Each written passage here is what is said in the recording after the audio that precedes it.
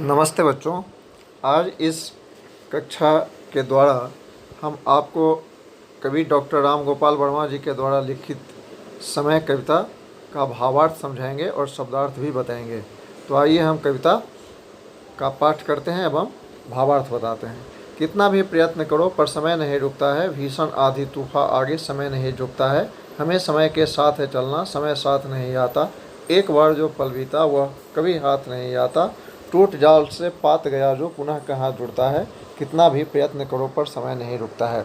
बच्चों, इसमें समय के महत्व एवं उसकी शक्ति का वर्णन करते हुए कवि कहता है कि लाख कोशिश कर लो, प्रयास कर लो, पर समय नहीं रुकता है।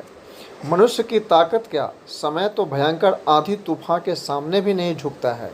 ऐसे शक्तिशाली समय के साथ हमें सदैव चलना चाहिए। समय हमारे साथ नहीं जाएगा, बल्कि हमें समय के साथ चलना होगा। जिस प्रकार वृक्ष की डाली से टूटा हुआ पत्ता दोबारा डाल से नहीं जुड़ता, उसी प्रकार बीता समय फिर लौटकर नहीं आता। इसलिए हमें समय के महत्व को समझना चाहिए और इसके साथ चलना चाहिए। आगे कवि कहता है, समय सदा बलवान रहा, हर कोई समय से हारा। जिसका समय से कदम मिला, रहा समय उसी का प्यारा। समय से पहले जो सोचे, जीवन में वही उठता है।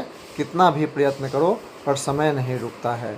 इतिहास सिखाता हमें समझना, समय सिखाता चलना। जीवन हमको सिखलाता है कभी न दिशा बदलना। समय के दरिया में बहना, जीवन एक मुक्ता है। कितना भी प्रयत्न करो पर समय नहीं रुकता है।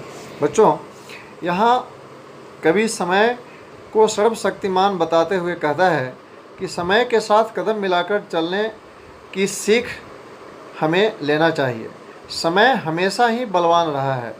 समय से हर एक को हार माननी पड़ी है। जो समय के साथ कदम मिलाकर चलता रहा, समय सदैव उसके लिए प्रिय अर्थात हितकारी रहा है। समय से पहले जो सोचता है वही जीवन में उन्नति करता है। हमें समय से उठना, समय से पढ़ना, समय से खाना, हर कार्य समय से करना चाहिए, तभी हमारा उन्नति होगा।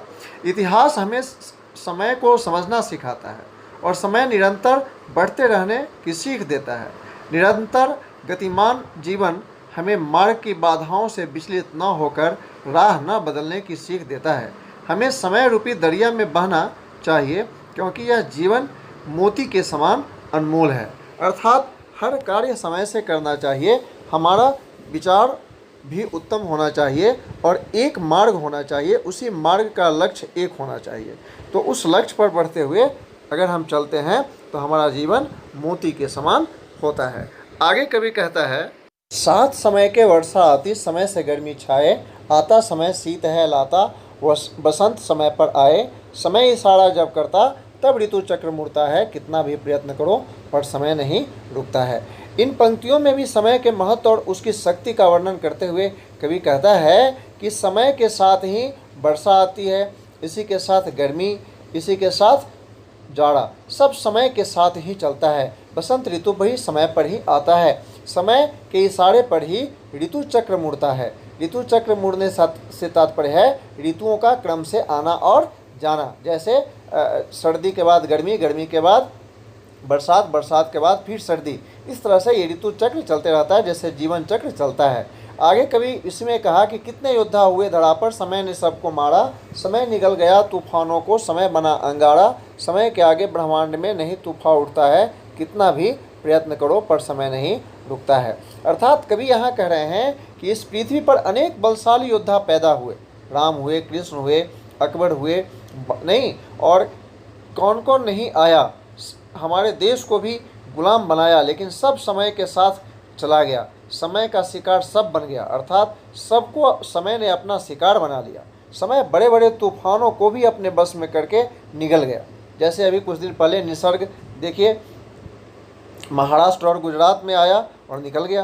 तो समय के साथ सब कुछ बीत जाता है। समय आग का गोला बन जाता है जिसमें सब कुछ जलकर नष्ट हो जाता है। समय के सामने ब्रह्मांड में तूफान भी नहीं उठता है। तो इस तरह से बच्चों हमें समय का पालन करना चाहिए।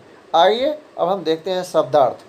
प्रयत्न का अर्थ होता है कोशिश, भीषण अर्थात भयानक, पल अर्थात क्षण, डाल अर्थात शाखा, बलवान अर्थात ताकतवर, उठता है अर्थात उन्नति करता है, दरिया अर्थात नदी, सरिता, मुक्ता अर्थात मोती, शीत मतलब जाड़ा, योद्धा अर्थात वीर या वीर पुरुष, वीरांगना, अंगारा अर्थात आग का जलता पुंज, धड़ा अर्थात धरती, ब्रह्मांड से तात्पर्य संपूर्ण लोक का होता है, तूफान से अर्थ होता है तूफान का। तो इस तरह से ये कविता समाप्त हुआ। अब अगर आपसे कोई पूछ देता है कि इसमें समय के साथ ही कौन आता है, तो समय के साथ वर्षा, बसंत, जाड़ा सब आता है। समय के इशारे पर कौन मुड़ता है, तो बस समय के इशारे पर ऋतु चक्र मुड़ जाता है। तो इस तरह से जो भी प्रश्न आपसे पूछे जाएंगे उस सबका जवाब आप दे पाएंगे। इसी के साथ आज का ये कक्षा कार्य समाप्त होता है। धन्यवाद।